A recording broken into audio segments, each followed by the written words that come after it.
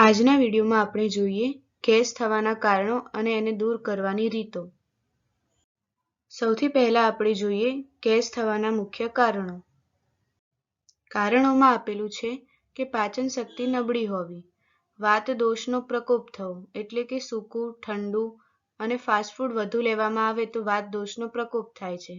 સમયસર ભોજન ન કરવું, વધારે તેલ અને મસાલાવાળો ખોરાક લેવો, ચિંતા અને તણાવમાં રહેવું, ઓછું પાણી પીવું, કબજિયાત રહેવી અને ઝડપથી ખાવાની ટેવ. હવે આપણે જોઈએ ગેસ દૂર કરવાની સરળ રીતો.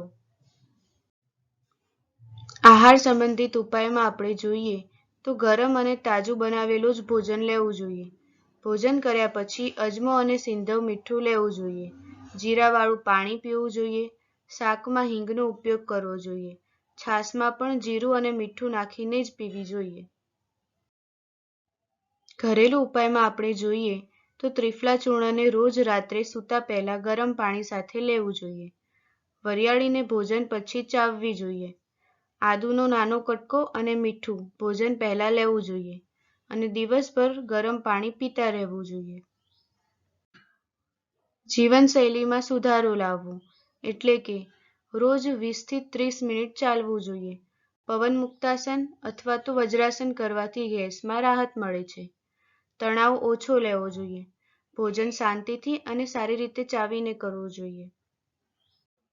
Thank you.